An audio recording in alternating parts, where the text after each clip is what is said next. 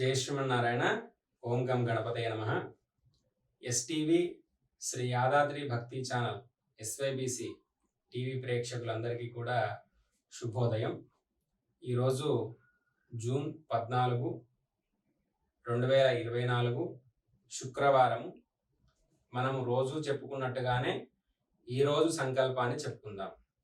శ్రీ గోవింద గోవింద గోవింద ఏవం గుణ విశేషణ విశిష్టాయాం అస్యాం శుభతిథౌ అస్మిన్ వర్తమాన వ్యవహారిక చాంద్రమానేన ప్రభవాది షష్ఠీ సంవత్సరాణాం మధ్యే శ్రీ క్రోధినామ సంవత్సరే ఉత్తరాయణే వర్ష ఋతౌ జ్యేష్ఠమాసే శుక్లపక్షే అద్య అష్టమ్యాయాం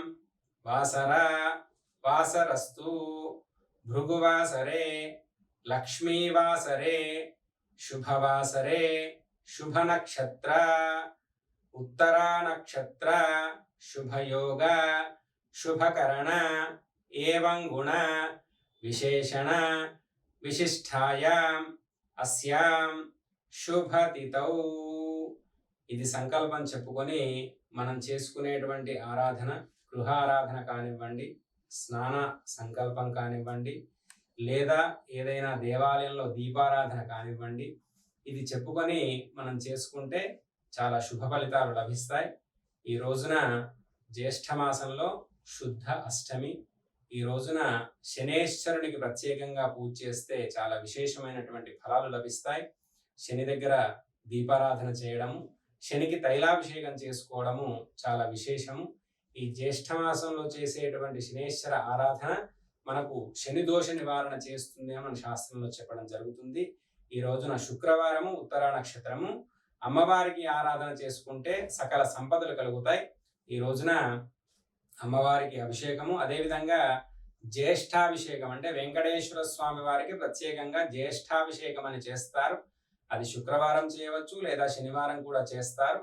మనము ఈ రోజున దేవాలయంలో అమ్మవారిని పూజ చేసుకొని శనేశ్వరునికి దీపారాధన చేసి ఓం శనేశ్వరాయ నమః నీలాంజన సమాభాసం రవిపుత్రం యమాగ్రజం ఛాయా మార్తాండ సంభూతం తం నమామి శనేశ్వరం ఈ శ్లోకాన్ని పఠిస్తూ అమ్మవారికి కూడా లక్ష్మీం క్షీర సముద్రరాజతనయాం శ్రీరంగ ధామేశ్వరీం దాసీభూత సమస్త దేవవనితాం లోకైక దీపాంకురాం శ్రీమన్మంద కటాక్షలబ్ధ విభవ బ్రహ్మేంద్ర గంగాధరాం త్వాం త్రైలోక్య కుటుంబినీం సరసిజాం వందే ముకుంద ప్రియాం అని దీపారాధన చేస్తే సకల సంపదలు కలుగుతాయి.